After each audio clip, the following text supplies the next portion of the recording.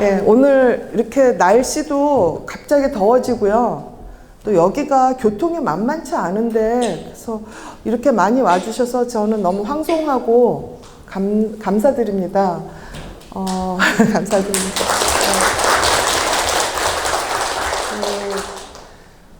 오늘 그 영성 특강이라고 그래서 사실은 제가 이제 카톨릭 신자는 원래 교회에서 뭐 시키면 노를 잘 못하잖아요. 그렇죠?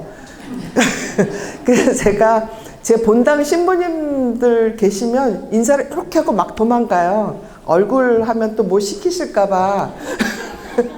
일요일까지 나와서 뭐 일하기 싫어가지고. 그런데 이렇게 해서 또 전화 오면 우리 본당 일도 하나도 안 하는데 그냥 보석으로 일하자 그냥 그러고서는 그냥 거절을 못해서 네 그러고 이 카톨릭에서 시키는 건 또 하는데요.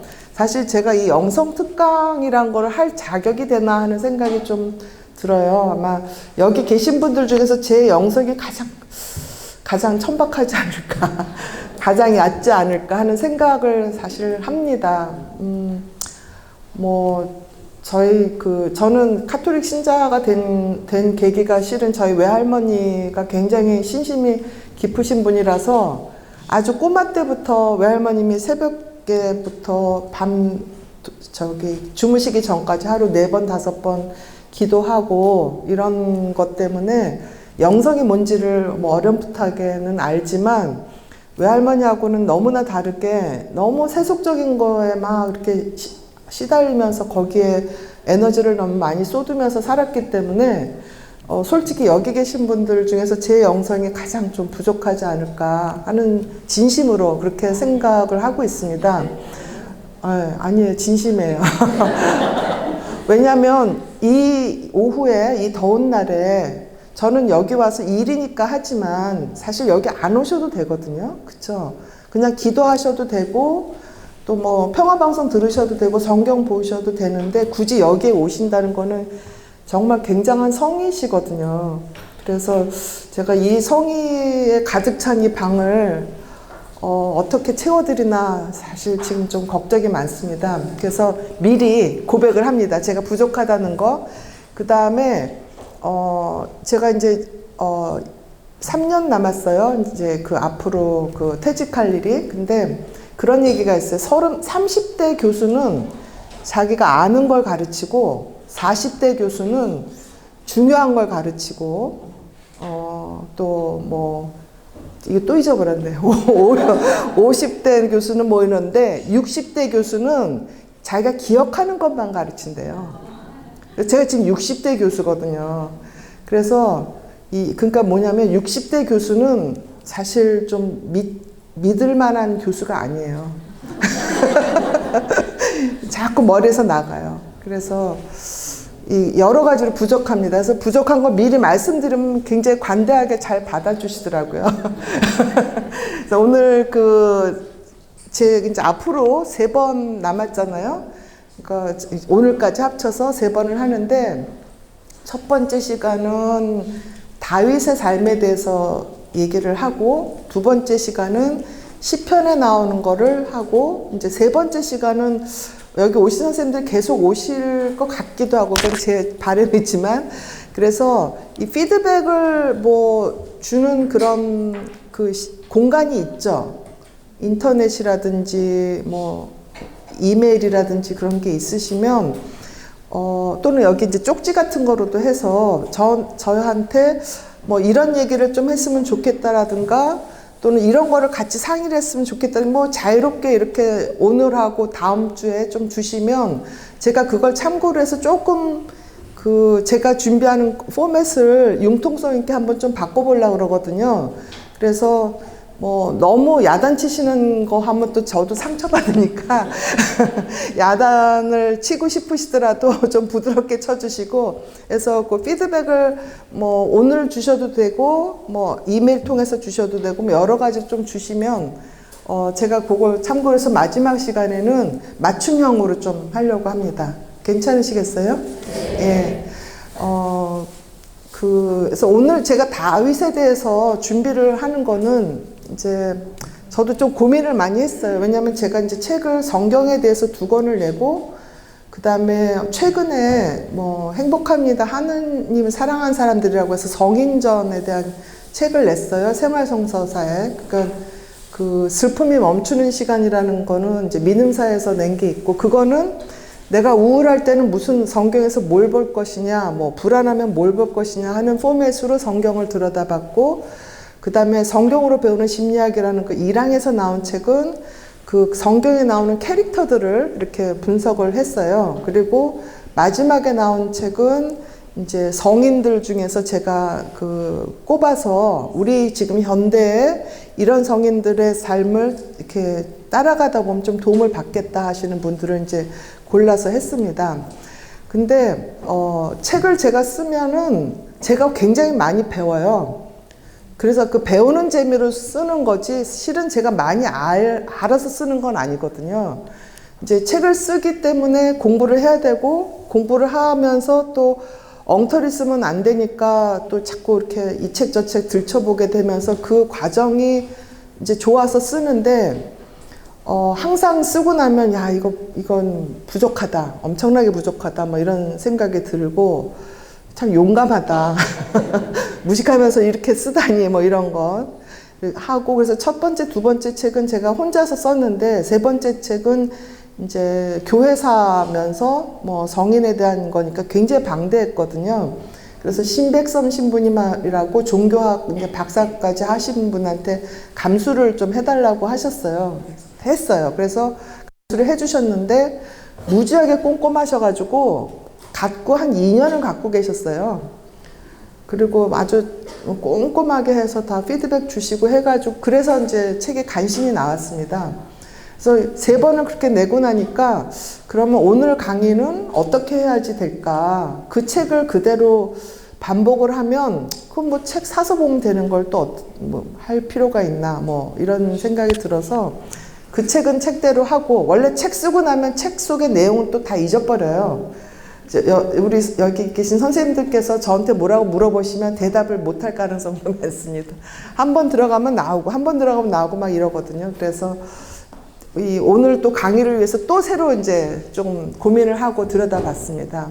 그래서 제 책 3권이 제가 생각하기에 부족한 게, 너무 주마간산으로 이렇게 막 그냥 대충 조금 위에만 이렇게 해서 깊이 못 들어간 게 조금 아쉬웠거든요. 아마 그 읽으시면서 그런 거를 지적하시고 싶으셨던 분도 계셨을 거고요. 그래서 오늘은 그래서 한 사람만 좀 고르자. 여러 사람 고르지 말고 다윗 한 사람만 골라서 오늘은 그 생애에 대해서 얘기를 하고, 그 다음 시간에는 시편에 나온 그 다윗의 말에 대해서 해서 그걸 좀 깊이 들어가 보자 하고 제가 이제 정했습니다. 근데 정했는데 여기 계신 분 중에 아마 다윗에 대해서 저보다 더 많이 아시는 분이 분명히 여러분 계실 거예요. 아마 그 다윗이란 인물은 아마 세계 역사에서 가장 많이 연구된 사람 중에 하나거든요. 그래서 제가 특히 카톨릭 이런 쪽에 강의를 하러 가면 꼭 고수님들이 계세요. 그래가지고 거기서 뭐 지적도 해주시기도 하고 이렇게 또 피드백 주시면서 강의를 굉장히 풍성하게 해주시더라고요. 그래서 오늘도 저는 여기 고수님이 어디 계시나 그러고 지금 떨고 있습니다. 그러니까 꼭 얘기를 해주세요. 이렇게 뭐 손 들고 좀 덧붙일 거 있으면 덧붙여 주시고. 예, 그래서 오늘 이제 다윗에 대해서 얘기를 하는데, 제가 신학자도 아니고 뭐 수녀나 신부님도 아니잖아요. 그래서 신학적으로 들어가면 너무 구멍이 많죠.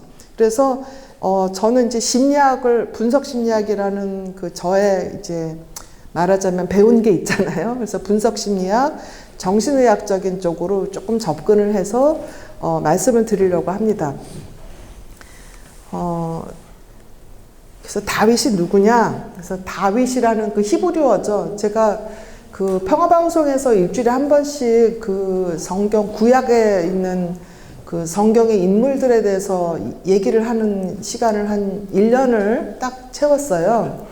근데 그걸 또 얘기를 하려니까 책은 고칠 수 있는데 방송은 고치기가 되게 어렵잖아요. 한 번 뱉은 말을. 그래서 뭐 한 세션 하려면 또 공부를 며칠 또 해야 돼요. 뭐 제가 병원에서 근무하면서 하기 때문에 저한테 이제 며칠이 걸리는 거죠. 그러면서 절실하게 느꼈던 게 히브리어랑 그리스어를 모르면서 성경 얘기하면 안 되겠다. 그래서 그리스어 알파벳 정도는 제가 조금 보고, 제가 융심리학은 이제 그리스 뭐 신화나 이런 거에 대해서 또 철학에 대해서 얘기를 하기 때문에 20 몇 년 전부터 알파벳을 알기는 했어요. 그걸 찾아서 봐야 되니까. 근데 지금도 여전히 알파벳을 잘 못해요. 20년 전에 그리스 알파벳을 배우기 시작했는데, 근데 그걸 이제 찾아서 이렇게 배우고, 이제 이게 무슨 뜻이냐 하면 이제 단어를 보고 사전을 보는 그 정도인데, 그래서 히브리어도 또 알아야 돼가지고 히브리어를 또 붙여놓고 여전히 히브리어 알파벳을 다 못 외우고 있습니다. 굉장히 어려워요. 모음 이런 거를 이렇게 해야 되니까 복잡하더라고요. 그래서 야, 히브리어 진짜 어렵다. 그리고 했는데 제가 몇 달 전에 에티오피아에 의대를 가르치러 갔어요. 의사들을.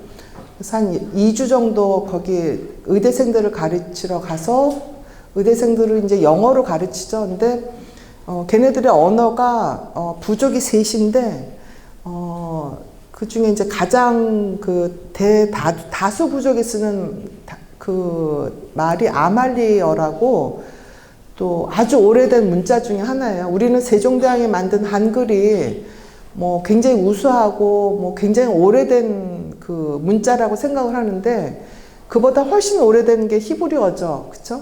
훨씬 더 오래된 문자고, 그 아말리어도 또 히브리어만큼이나 오래됐더라고요.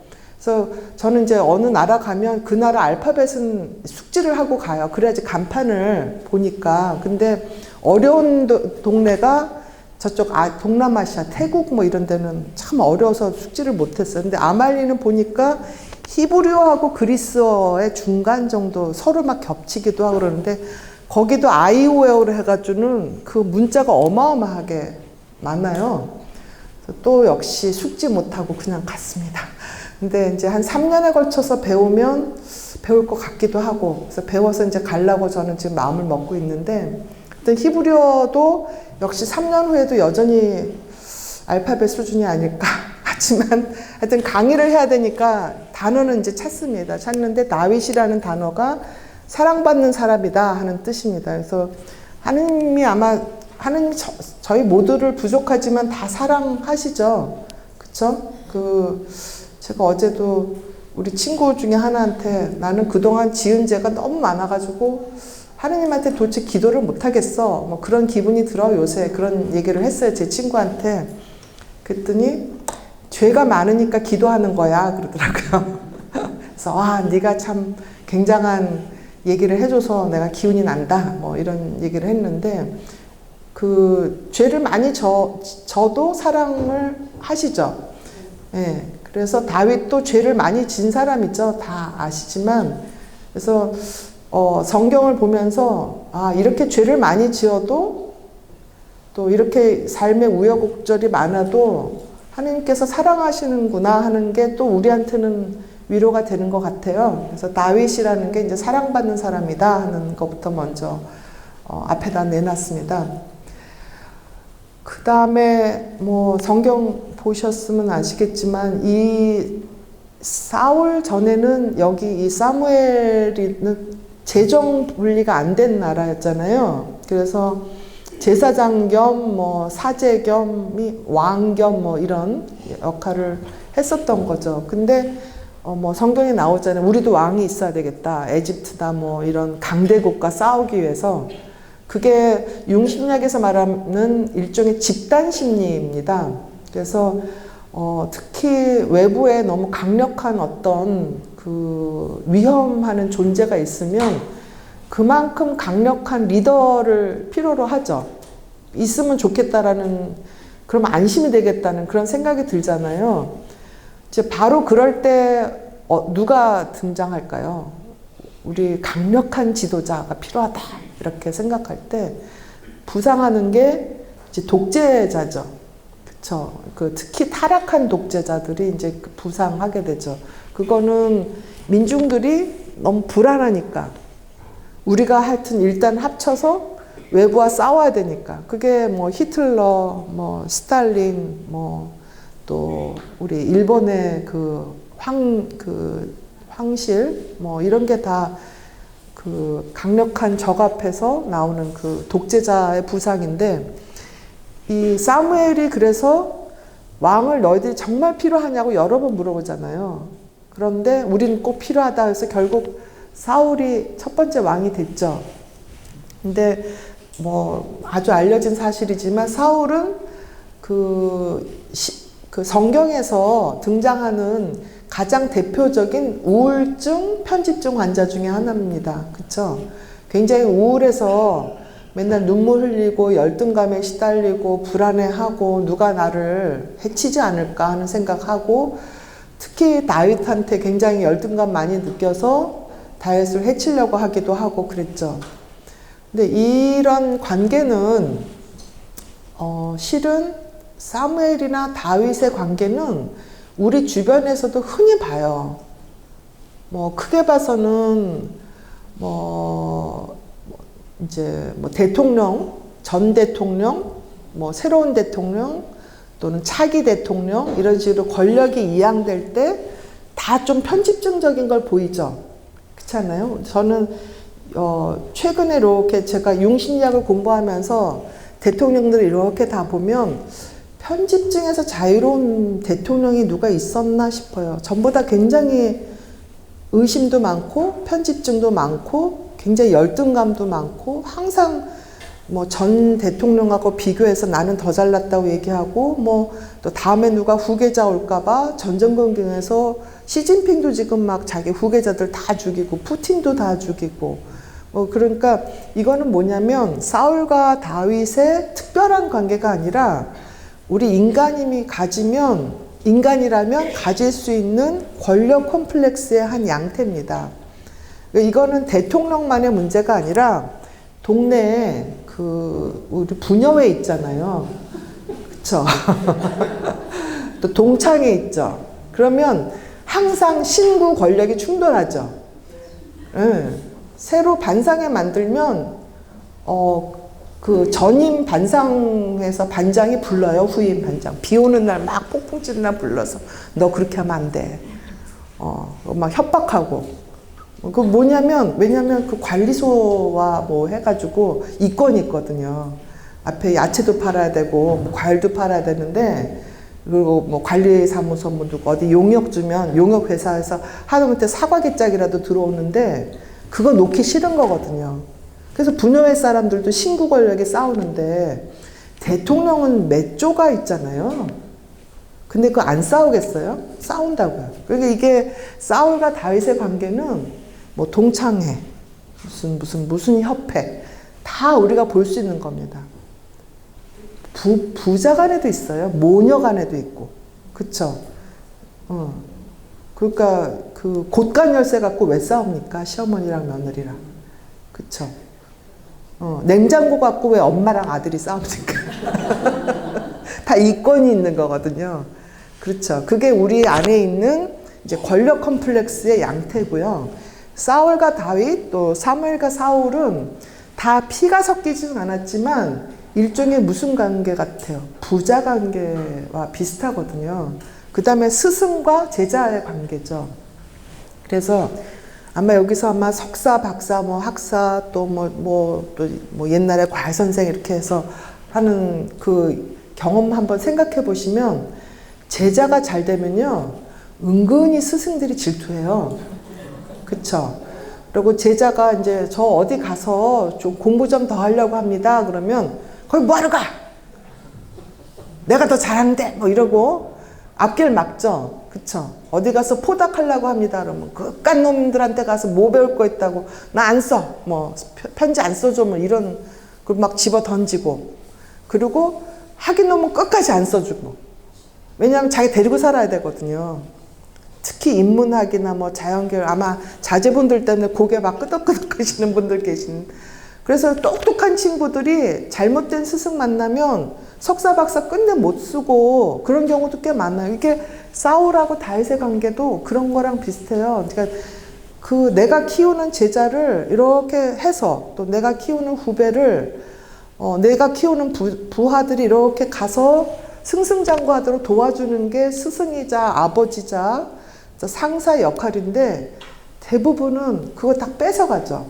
그쵸? 부하들이 뭐 이렇게 해서 하면은 가서 우리 부하가 참 잘했다고 안 하고, 이 못난 놈들 데리고 내가 얼마나 고생하는지 아는지 그러고 탁 가서 얘기하는 못난 상사들 많잖아요. 이 사울이 바로 그런 양태입니다. 그 다음에 이제 다윗과 골리앗은 뭐 다 뭐 영화로도 만들어지고 해서 아시겠지만, 좀 이따 이제 그림 보여드리면서 조금 더 정리를 해드릴 거예요. 그러면 이걸 어떻게 보느냐?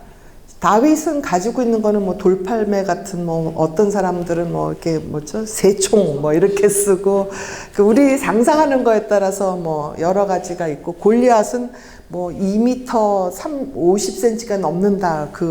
뭐 성경에 그거 따르면 거기다 뭐 갑옷도 있고 아주 뭐 커다란 뭐 무기도 갖고 있고. 그러면 이 싸움은 어떻게 볼 것이냐? 어떻게 우리가 심리적으로 이해할 것이냐?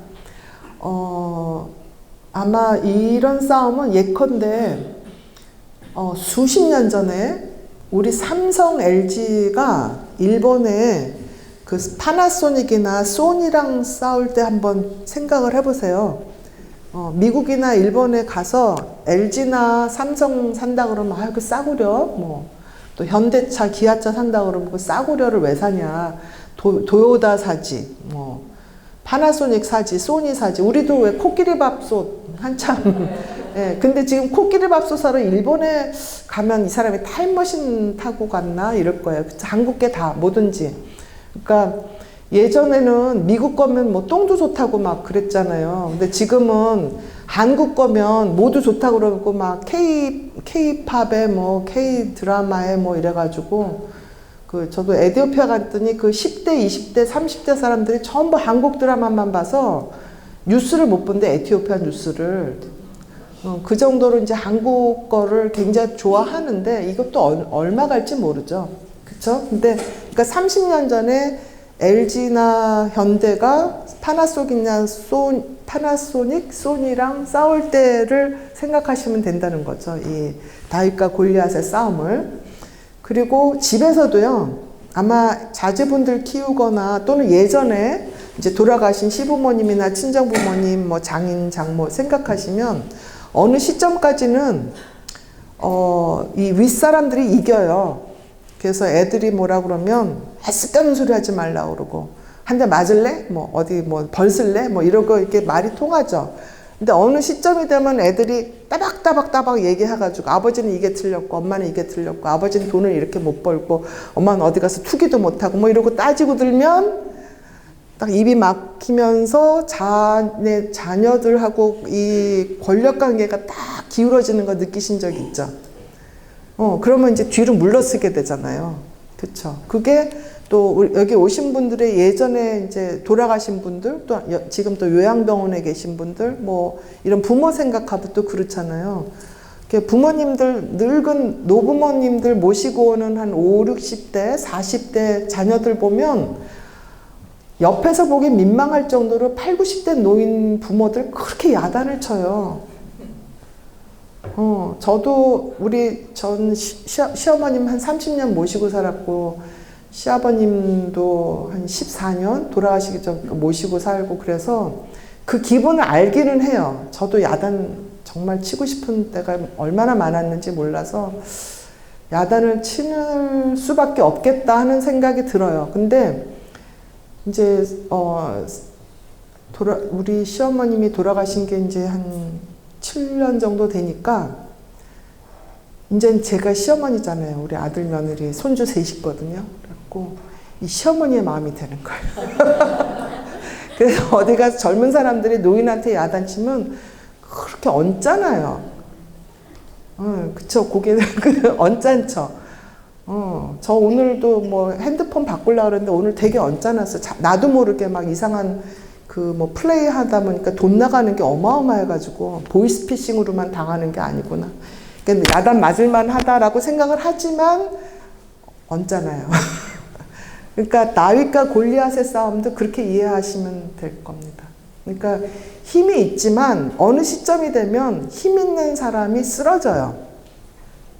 그래서 요즘에 이제 빅 트렌드로 하는 얘기가 뭐냐면 결국에 이 지구에서 살아남는 나라는 싱가포르, 노르웨이, 스웨덴, 뭐 핀란드 이런 강소국들이다.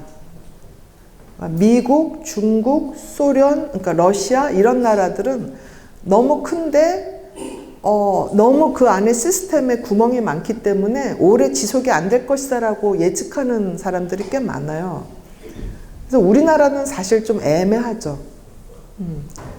그러니까 핀란드 같은 불과 몇백만이기 때문에 거기는 누가 옆에서 뭐 하는지 다 알고, 스위스도 인구가 작으니까 1년만 권력 갖고 다 하고, 그 극간 뭐 몇백만의 그 인구에서 이권이 뭐가 있겠어요. 그러니까 굉장히 깨끗하단 말이에요.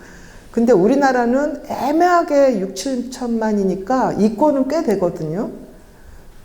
그래서 지금 우리나라가 이렇게 그 강대국처럼 이렇게 안이 썩어서 망하느냐, 아니면 튼튼한 싱가포르나 핀란드처럼 그냥 갈 것이냐 하는 기로에 저는 있다고 보는데, 그러니까 우리가 골리앗이 될지 다윗이 될지가 요 시점인데, 우리 국민들이 지혜로우면 좋은데요. 국민들은 지혜로운데 리더가 안 지혜로운 것 같기도 하고, 또 리더가 안 지혜로운 거는 국민들이 지혜롭지 않아서 그런 것 같기도 하고, 전 잘 모르겠어요.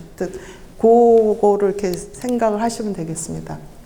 그래서 사울과의 관계도 그런 내가 지금 아무것도 없지만 다윗은 점점 성장하는 사람이고 사울은 점점 이제 쇠퇴하는 그런 사람이죠. 그거를 이제 융신약에서는 일종의 이제 파더 컴플렉스, 부성 컴플렉스 이렇게 얘기하기도 합니다.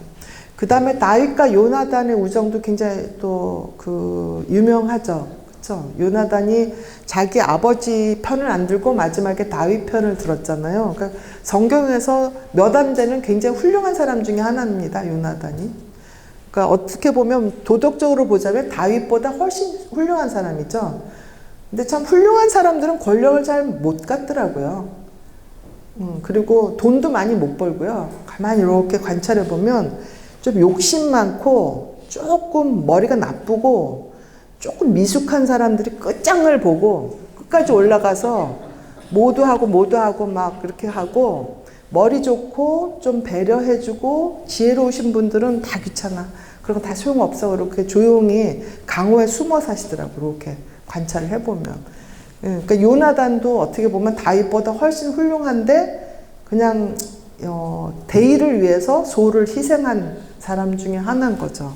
그 다음에 밧세바도 뭐 잘 아시지만 성경에서는 이제 항상 행간을 보고 이러잖아요. 근데 보면은 그냥 밧세바는 어떻게 보면 남편 우리아를 자기의 의지와는 상관없이 남편이 죽고 다윗한테 시집을 가게 된 비련의 여인처럼 슬쩍 보이기도 하는데 어떤가요? 꼭 그렇지도 않죠. 이제 마지막 뒷부분에 보면 일종의 수렴 청정하려고 슬쩍 와서 자기가 이렇게 미는 사람 이렇게 해라고 뭐 용서를 하기도 하고 뭐 이렇게 하기도 하고, 또 자기 아들을 하기 위해서 뭐 굉장히 사죄하고 결탁하고 이런 궁중 드라마 같은 비화가 있잖아요. 그래서 저는 상상에 이 밧세바가 정말 다윗에 의해서만 궁중으로 갔을까? 거기 앞에서 알찐알찐대고 이래가지고 유혹을 하진 않았을까? 이건 저는 순전히 제 상상입니다. 어쨌거나 해서 이 밧세바를 굳이 심리학적으로 이제 얘기를 하자면 팜머 파탈 뭐 이런 얘기 들어보셨죠? 왜 이렇게 했냐면 밧세바가 사실 솔로몬을 낳고 뭐 이랬으니까 팜머 파탈이 아닌데 뭐 지혜로운 왕의 어머니인데 이렇게 얘기할 수 있지만, 다윗의 도덕적인 가장 큰 결함 중에 하나를 만들어 놓은 거잖아요. 그러니까 영적으로 말하자면 다윗을 죽인 거죠. 그런 의미에서 팜머 파탈이 아닌가. 이거는 저의 자의적인 해석이기 때문에 신학적인 해석이 아닙니다. 오늘 제가 1시간 얘기하는 거는 절대 신학적인 해석이 아니고요. 그다음에 절대 정통모라고 생각하지 마세요. 그냥 저의 가설이고 상상이기 때문에 그냥 편안하게 들으시면 됩니다. 그래서 제가 피드백을 해달라고 하는 거고, 그 다음에 이제 마지막으로 아들들이 막판에 굉장히 막 서로 난리도 아니었죠. 정말 난리 굿이었잖아요. 근데 이것도 아마 주변에서 보실 거예요. 이제 많은 사람들이 빌딩주가 되는 게 꿈이죠. 요즘 젊은 사람들. 그쵸. 저도 사실 부럽긴 해요. 난 일하기 싫은데 월요일만 되면 일요일 저녁부터 기분이 안 좋아지는데 뭐 이런 거 들 때마다 야, 어디서 일 안 하고 따박따박 새 나오면 얼마나 좋을까. 그런 생각 안 하는 거 아니에요. 저도 합니다. 그런데 제가 정신과 의사니까 한 40년 상담을 하니까요. 빌딩이 많고 땅이 많잖아요. 그러면 자식들 간에 자녀들끼리 서로 참 행복하게 사는 걸 본 적이 없어요. 저희 남편은 이제 변호사거든요. 예전에는 이제 그 공무원 하다가. 근데 변호사도 보기에 자녀들을 지옥에 살게 하려면 그냥 갑자기 죽을 때 빌딩 남겨주고 죽으면 돼요. 왜 그러냐? 자식들끼리 싸워요. 소송해요. 그 다음에 상속세 뭐 이런 거 내죠. 그 다음에 거기에 뭐 세입자들 어쩌고 있잖아요. 그거 돌려줄 수가 없어요. 세금 내고 뭐 어쩌고. 그러면 또 이 변호사들 중에서 뭐 양심적인, 우리 남편처럼 양심적에서 돈 못 버는 변호사도 있지만 이제 거대한 로펌에 가면 거의 다 뺏겨요. 그래서 결국에는 빌딩은 했는데 쓸 돈은 하나도 없이 세금 내다가 자식들끼리 서로 원수돼요. 땅만. 그러니까 죽기 전에 빌딩 있고 땅 있고 그러면 빨리 파셔가지고 똑같이 나눠주시든지 아니면 뭐 어디다 기부를 하시든지 아주 정확하게 하시든지 그러셔야지, 애매하게 그렇게 하면 정말 그것처럼 지옥이 없거든요. 그 다음에 그 빌딩은 좋은데 그게 내 돈 주고 사는 사람은 뭐 연예인 몇 명밖에 아마 없을 거예요. 현금 들고 올 사람은 다 대출 받아서 하는데 금리는 막 오르고 세입자는 없고 그러면 이제 또 이제 죽는 거죠. 그래서 그러면 이 시행 시공한다고 또 빌딩 짓는 사람들 또 다 빼가요. 뭐 여기 시행 시공 하시는 분들도 혹시 계실까요? 여기? 여기 굉장히 훌륭한 시행 시공 하시는 분들도 있는데 요즘에 조폭들이 거길 많이 들어가요. 그래서 빌딩 짓는다고 해서 결국에 조폭들한테 뺏기는 사람도 되게 많아요. 그러니까 이게 아들들이 국가만 갖고 싸우는 게 아니고 작은 집, 뭐 몇 억짜리 집 갖고도 싸웁니다. 네, 그래서 저한테 오는 사람들 보면 하다못해 왜 그 돌아가시고 나면 부의금 들어오는 거 있잖아요. 그거 갖고도 싸우고 서로 안 보고 그러거든요. 근데 그럼 그 돈이 정말 중요하냐면은 꼭 그런 건 아닌데 기분이 나쁜 거예요, 기분이. 나를 무시했다. 딸이라고 안 줬다. 또 나는 평생 우리 부모 모셨는데 왜 똑같이 하냐. 뭐 이런 것부터 뭐 여러 가지. 그래서 저랑 우리 남편은 하도 그런 걸 많이 봐서 우리 시어머님 돌아가실 때 부의금은 저희는 안 받았어요. 다. 왜냐면 우리가 이제 의사고 변호사고 그러니까 손님이 한 90%쯤 우리 근데 그거 다 나머지 형제들이 우리보다 못 사니까 가져가라고 하고, 그 다음에 재산도 우리는 그냥 우리가 월급 받아서 사니까 하고 나머지한테 다 물려주니까 너무 존경받고 사는 거야. 그냥 아주 저라면 꿈뻑 죽고 열 몇 살 많은 저희 신우나 숙모님들도 다 그다음부터는 저한테 존댓말을 쓰더라고요. 제가 종손 며느리거든요. 14대. 그래서 제사가 막 12번씩 되고 그랬어요. 지금은 우리 며느리들 때문에 5번으로 줄였는데, 그러니까 그 존댓말을 쓰는 게 해서 이게 다 이게 재산을 포기를 해서 존댓말을 쓰는 건지 하여튼 그렇게 됩니다. 그래서 그 기분 나쁜 게 더 기분 나쁘죠. 돈 없는 거보다. 근데 포기를 하면 안 기분 나빠져요. 여기 와서 제가 이렇게 얘기하면서 웃잖아요. 그런데 제가 그거 갖고 막 싸웠으면 웃지 못하잖아요. 그러니까 그런 게 근데 쉽지가 않아요. 저나 남편이 그렇게 관대할 수 있는 거는 어디 나올 때가 있으니까 그런 거. 여기 와서 돈 벌고. 그렇잖아요. 병원에서 월급 받고. 그런데 60대에서 어디 가서 월급 받기 쉽지 않아요. 그쵸? 어디 가서 돈 안 나와요. 근데 돈 안 나오는데 내 형제들이 다 뺏어간다. 그러면 나 같아도 무지하게 기분 나쁘죠. 내가 돈 못 번다고 무시하나? 이런 생각도 들고. 그러니까 다 곳간에서 인심난다고 내가 능력이 있어야지 형제들한테도 관대해지잖아요. 그래서 그게 참 어려워요. 그래서 제가 병원에 나가기 싫어요, 사실은. 저도 놀고 싶어요. 놀고, 저도 여기 선생님들처럼 이런 강의 듣고 음악회도 가고 뭐 이런 거 하고 싶은데 그런 게 무서워요, 사실은. 내 마음이 이렇게 쪼그라들까봐. 그래서 제가 선생님들이 저보다 영성이 더 높다고 얘기한 그게 진심이에요. 저는 이 교수라는 가변을 쓰고 있기 때문에 여기서 관대한 척 할 수 있는 거고요. 내가 과연 교수라는 의사라는 가면을 벗었을 때도 관대할까? 그거 아니죠. 저 목욕탕에 가면 주눅 들어요. 네, 목욕탕 가면 왜 당당하신 분들 있잖아요. 목욕탕에 가서 야단 맞은 적도 여러 번 있어요. 네. 거기다 뭐 목걸이에다 나는 교수여라고 쓰겠어요?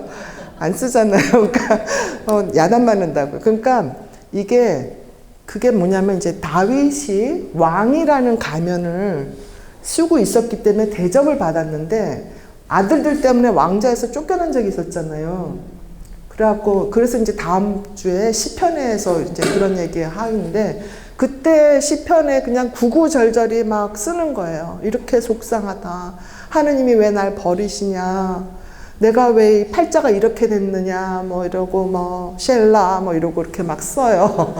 네. 그러니까 우리가 이 강론이나 이제 미사를 가면 그 아름다운 문장 몇 개만 하니까 뭐 입당송 뭐 이런데 뭐 시편에서 뭐 그냥 아름답네 뭐 이러고 말는데 실은 다윗이 아들들한테 배신당하고 왕자에서 쫓겨나고 뭐 적들한테 뭐 모욕당하고 조롱당할 때 피와 땀으로 쓴 것들입니다. 그러니까 우리가 100만 원 가졌다가 없어지면 속상한데요. 사실은 100억 가졌다 없어지면 훨씬 더 속상하겠죠. 그래서 저는 가끔 내가 돈이 너무 안 많아서 다행이다. 그런 생각 할 때가 있어요. 그리고 저는 비싼 옷을 안 사요.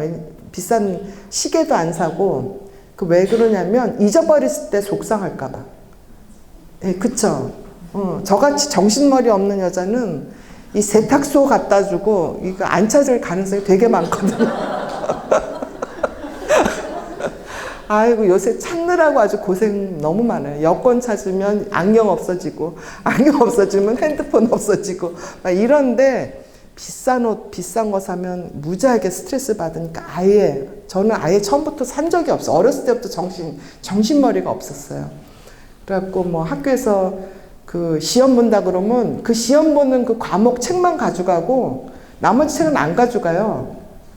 그러니까 준비성이 없는 그 아주 정신이 없어서 우리 아버지가 그래 너는 에디슨 천재병이다 이렇게 좋게 말씀을 해주셨는데 그거 에디슨은 천재라도 되죠. 천재도 아니면서 그래서 제가 이제 돈 안 벌어서 다행이다 하는데 이 왕이 됐다가 없어지면 미치잖아요. 그쵸? 지정신으로 살 수가 없는 거죠. 그런데 다윗은 지정신으로 살았죠. 그래서 나중에 다시 이제 왕이 돼서 자기 자식들한테 다 뭐 유언도 남기고 누구한테는 어떻게 해라 누구한테 어떻게 해라 했던 거지만 끝이 좋으면 다 좋다 뭐 이런 얘기가 있지만 사실 그런가요? 끝이 좋으면 다 좋은가?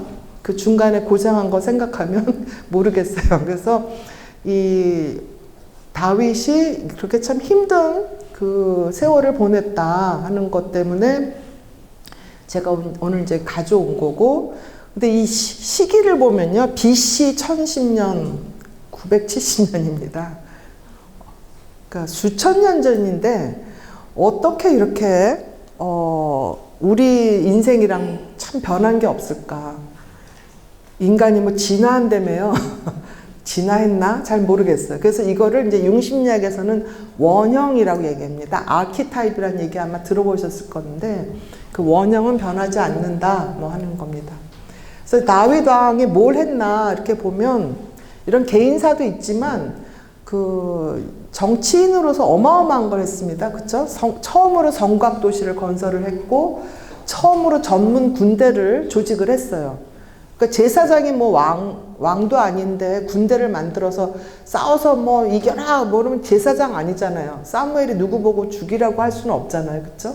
근데 이제 다윗은 그렇게 했고, 이 전문 군대라는 게 뭐냐면 돈 주고 군인을 부렸어요. 그래서 그거를 이제 그 월급을 주고 하는 그런 기록들이 있습니다. 그 다음에 아주 중요한 게 마차 전차를 썼습니다. 이 전차라는 게 말하자면 요즘으로 보자면 미사일이에요. 원자폭탄이고. 그 당시에는. 그러니까 최대 하이테크죠. 그러니까 우리 인류의 역사의 가장 큰 발명품 중에 하나가 바퀴거든요. 바퀴를 이제 전차나 마차로서 말을 해서 이용한 게 굉장히 하이테크를 이용했던 그런 거고, 그 다음에 잘 알려졌지만 그 뭐 부인들이 엄청나게 많죠.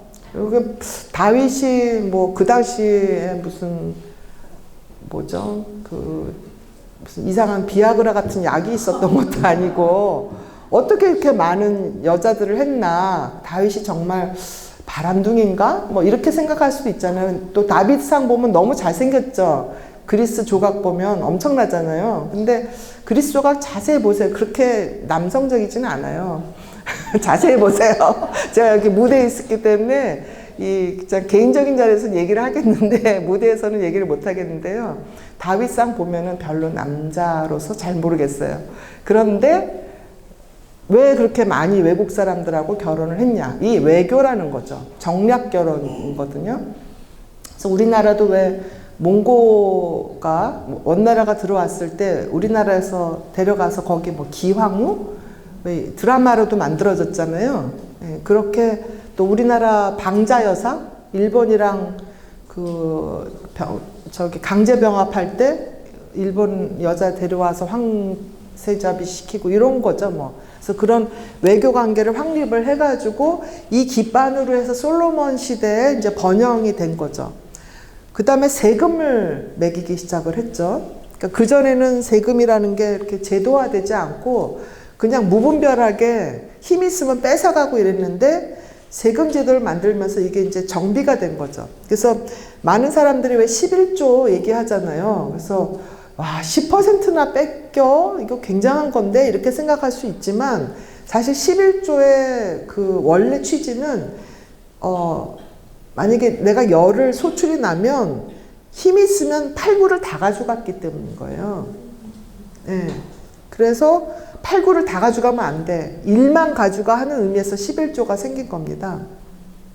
근데 지금도 그래요. 지금도 제가 갔다 온 거 에티오피아 보면 뭐 어마어마한 몇 톤짜리 옥수수를 팔아도 씨앗을 살 돈이 안 돼요. 그래서 계속 농사를 져도 결국에는 빚쟁이가 돼서 그 땅에서 쫓겨납니다. 그래서 홈리스가 돼요. 그래서 도시로 나가서 그러니까 그 에티오피아 전체 국민이 1억 한 2, 3천 정도 되는데 홈리스가 2천만 정도 돼요. 그러니까 전쟁에서 나가기도 하지만 그 땅 주인한테 다 뺏겨가지고.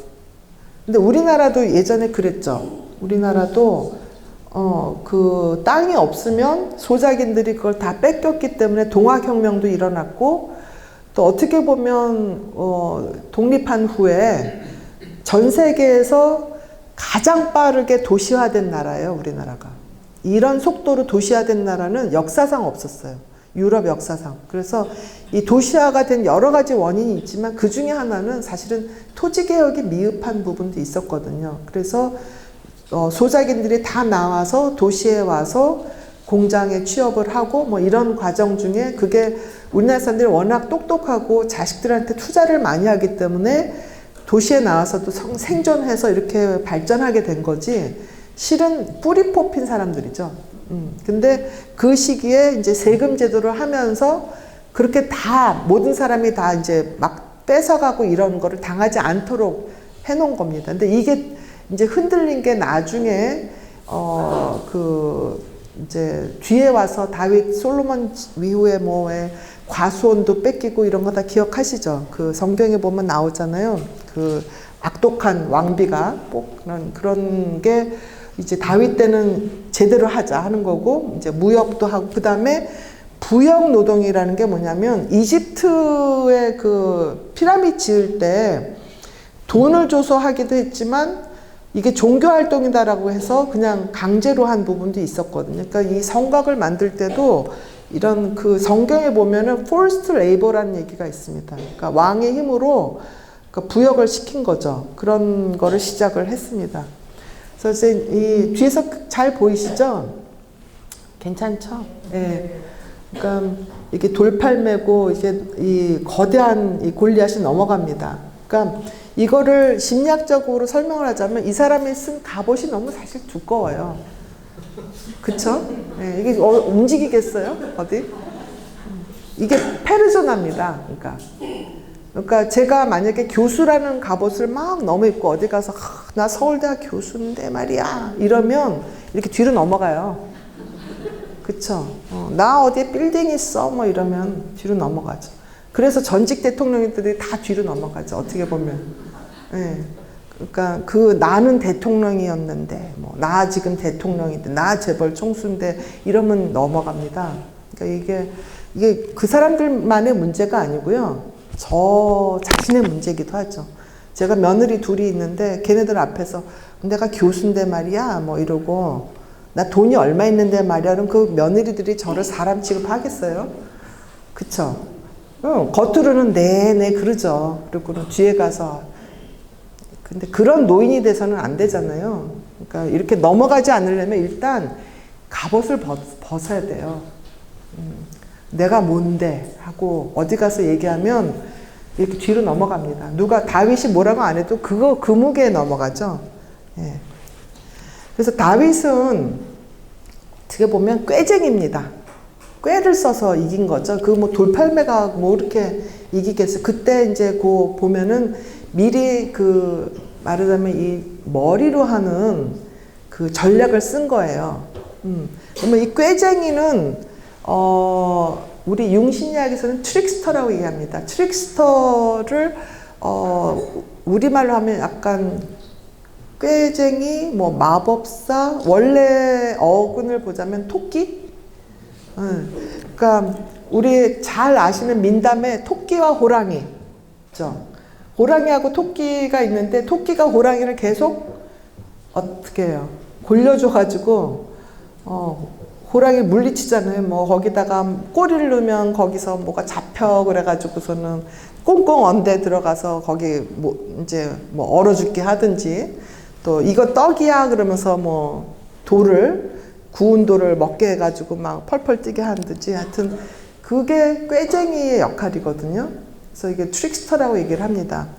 그래서 우리도 주변에서 이렇게 보면 뭐 무슨 말하자면 되게 가방끈이 길어요. 그래서 석사 박사 뭐 하고 어디 서울대 뭐 MIT 하버드 막 이러는데 가보면 별로 지혜롭지가 않아요.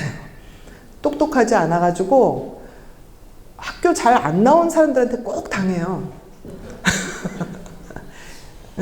그리고 자세히 보세요. 이 뭐 요새 애들 의대 법대들 다 보내서 뭐 사자 하는 거 하려고 그러죠. 그 사람들 결국에 뭐 하냐면 그 사람들보다 공부 못한 사람들 비서해요. 그리고 그 사람들보다 머리 나쁜 사람들 심부름하고 다녀요. 의사라는 게 결국 뭐예요? 그쵸? 딴 사람들 똥오줌 치워주고 아프면 가서 이렇게 위로해주고 뒷바라지 하는 거. 변호사 그런 거 해요. 어디 가서 사고 치면 수습하러 다니고 그 옥바라지 하러 다니고. 그 뭐냐면 꾀쟁이한테 못 당해요. 근데 이 꾀는 공부해서 나오는 게 아니에요. 실제 현실에 나가서 부딪히면서 배우는 지혜가 진짜 지혜인 거죠. 그러니까 어렸을 때부터 예컨대 동대문시장에서 장사하면서 거기서 배운 사람들한테 서울대 아니라 서울대 할아버지도 못 당합니다. 절대 못 당합니다. 그러니까 자식들 너무 공부시키려고 할 거 없어요. 차라리 정말 자식 잘 되려고 그러면 어디 시장이나 이런 데 가서 장사시키는 게 걔네들 인생에, 그렇다고 뭐 애들 아동 착취하라는 게 아니고요. 유대인들처럼 어렸을 때부터 세상에 나가서 부딪히게 해야지 꾀가 생기는 거죠. 그러면 내가 설령 뭐 아주 작은 토끼 같은 그런 사실 토끼가 호랑이한테 이길 방법이 없는데 토끼가 꾀를 써서 이기는 거잖아요. 그 꾀는 현실에 가서 부딪히고 어떻게 보면 눈칫밥도 먹고 좀 조롱도 당하고 모욕도 당하고 그래야지 생긴다는 거죠. 근데 그걸 고비를 넘겨야 되는데 고비를 못 넘기면 이제 나 PTSD 외상후증후군 뭐 이러면서 나 트라우마 뭐 상처 이러면서 은둔형 외톨이고 되잖아요. 그건 뭐냐면 저항력이 떨어지니까 회복력이 떨어져서 그런 건데 그거를 20대 30대에 키워줄 수가 없어요. 그러니까 어렸을 때부터 회복력, 저항력, 면역력을 키워줘야 되거든요. 그러려면 너무 뭐 우리 애는 특별해, 우리 애는 최고로, 우리 애는 뭐 특급으로, 명품으로 이러면 애를 버려요. 제 친구들 보면 어렸을 때 영재교육 시켜 다니고 명품으로 휘감고 그 중에 잘 된 놈 하나 없어요. 진짜로. 제가 애들 조기교육 안 시키고 명품 안 사주고 뭐 그냥 운동이나 시키고 그럴 때 제 친구들이 다 저보고 너는 세상을 너무 몰라. 과외시켜야 돼. 조기교육해야 돼. 그리고 귀한 애들인데 왜 그렇게 싸구려만 입혀. 뭐 이렇게 얘기했는데 그 친구들에 비해서 우리 지금 아들들이 뭐 신문의 날 그런 건 아니지만 다 결혼해서 애 낳고 살아요. 그럼 되잖아요. 그쵸? 밥 먹고 살면 되잖아요. 근데 뭘 그렇게 교육을 시킨다고 돈을 쳐들여요? 저는 돈을 쳐드릴 수도 없었던 게 우리 대가족이니까 뭐 하여튼 뭐 그런 얘기를 하면 너무 아줌마 얘기가 나와서 네, 그만하고 그 다음에 이제 다윗 이렇게 보면 멋있게 하지만 그건 할리우드 영화고요. 실제로 근본 없는 집 자식이죠. 그쵸? 사울도 그렇고. 우리는 툭하면 근본 없는 집이니까 뭐 이런 얘기. 그거 진짜 듣기 싫지 않아요? 뭔 근본이 우리나라에 언제부터 있었어요? 그 예전에 조선시대 다 돈으로 사고 팔았죠. 저도 사실은 효령대군파예요. 그래서 뭐 우리 아버지가 진골 성골 이랬는데 돈이 없어가지고 우리 할머니가 시집을 가니까 집에 간장밖에 없더래요. 먹을 것도 없고. 그리고 형제가 7이었는데 한 명은 죽고 8이었는데 비계가 하나밖에 없었대요. 뭐 왕족이면 뭐해요? 그쵸? 그 왕족도 진짜 왕족인지 알게 뭐해요 또. 네, 그래서 이 근본 없는 집이지만 왕이 된 게 근데 그래서 이게 유대민족의 힘이기도 한 것 같습니다. 그래서 보통 사람은 다윗 왕의 집안이 예수 뭐 이렇게 얘기해서 왕가의 자손 이렇게 생각할 수 있지만 사실 보자면 다윗은 근본 없는 집 자식이고 그 신약의 맨 처음에 보면 그 조상 족보가 쭉 나오잖아요. 예수님 족보. 근데 거기 여자들 이렇게 보면 거기 참 굉장히 사연이 아주 너무 말하자면 팔자가 기구한 여자들만 있어요, 거기. 왜 하필이면 이렇게 팔자 기구한 사람들만 이렇게 써놨을까? 그게 바로 성경의 힘인 거죠. 기구한 조상들한테서 예수님이 태어나신 거예요. 왕가의 자손이라는 게 아니고, 그쵸? 그 다음에 이제 사무엘이 어떻게 보면 와이즈 올드맨입니다. 현자 원형이라고 얘기를 합니다. 그래서 현자 원형이면 어떻게 생각하시면 되냐면 우리 역사에서 제가 이제 존경하는 뭐 여러분들 계시지만 우리 다 같이 존경하는 김수환 추기경 같은 분이 이제 현자 원형이죠. 뭐 다석 유영모 같으신 분, 뭐 함석헌 같으신 분, 뭐 이런 분들이 다 이 현자 원형인데 요즘에는 누가 현자일까? 100살 넘었다고 현자는 아닌 것 같아요. 요새 이렇게 나이 많으신 분들이 헛소리 하는 분들이 가끔 계셔가지고, 저도 그렇게 될까봐 되게 걱정이고요. 그러니까 그렇게 되지 말아야 되죠. 그러니까 애초에 저처럼 그냥 머리가 나쁘다는 거를, 나빠졌다는 걸 얘기를 하면 돼요. 그리고 내 말을 믿지 말라고 얘기하면 돼요. 그쵸? 내 말이 이게 다 맞지는 않다. 나는 이렇게 생각한다. 그런데 아닐 수도 있다라고 얘기하면 그래도 용서를 받는데, 내가 나이가 많으니까 내가 말하는 게 진리야. 뭐 이렇게 얘기하는 사람들은 그건 아닌 거죠. 그래서 신부님들이 좋은 것 같아요. 왜 좋으냐면 신부님들은 나이가 아무리 많아도 선배 신부들한테 꼭 또 잔소리를 듣더라고요. 그쵸? 예, 예전에 김수환 추기경님도 이렇게 다큐멘터리 보면 동기나 그 선배들한테 추기경 된 다음에도 견제를 받으시더라고. 어쨌거나 와이즈 올드맨이 사무엘 같은 사람이라면, 다윗은 어떤 면에서는 이터널 유스, 영원한 어린이 같은 측면이 조금 있었어요. 그래서 어떻게 보면 밧세바하고도 뭐 불륜관계도 나고 여러 여자하고도 뭐 잘 수 있었고 뭐 이런 게 아니었을까. 근데 그 시기를 지나고 나서는 역시 다윗도 현자가 됐죠. 그러니까 시편을 보면 처음에 하고 나중에 좀 나이 들었을 때 그 시편이 달라지는 거를 자세히 보시면 알 수 있습니다. 주의할 거는 성경은 이게 시간대로 되진 않아요. 그러니까 뒷부분이라고 마지막이 아니고요. 중요한 게 앞에 나와 있어요. 그리고 뒤는 중요하지 않은 부분이 나와 있기 때문에 이 시편을 볼 때도 뒷부분이 제일 나이가 많고 뭐 꼭 그렇게는 되지 않으니까 자세히 봐야 될 필요는 있습니다. 그래서 오늘이 5시까지잖아요. 근데 지금 이게 슬라이드가 좀 남아있는데, 또 시간이 있으시잖아요. 다음 스케줄 있고 집에 가셔야 되고 그래서 일단은 제가 너무 얘기하면서 흥분을 해가지고 다 못했지만 일단 다음에도 다이스를 하기 때문에 오늘은 여기까지 하고 그 다음에 마저 하면 어떨까 싶은데요. 어떠세요? 예, 그러면 오늘은 현자와 영원한 소년, 원형 여기까지만 해서 다윗도 영원한 소년이었지만 어느 시점이 되면서 이제 현자로 넘어가는 시기가 있었다. 우리 같이 시편을 보면서 한번 들여다보자 하는 거고, 동시에 나 자신도 내 안에는 영원한 소년같이 어린애 같은, 그거를 이제 융신약에서는 아이 원형이라고 그러거든요. 내가 70, 80이 돼도 내 안에 여전히 어린애 같은 면이 있고, 뭐 내 손자가, 내 아들이 이제 겨우 7살, 8살인데도 현자 같은 측면이 있어요. 우리 손주 아직 3년 몇 개월밖에 안 됐는데 엘리베이터에서 이렇게 내리는데 빨리 내리자 그러니까 딱 쳐다보더니 재촉하지 마 이러더라고요. 알았어.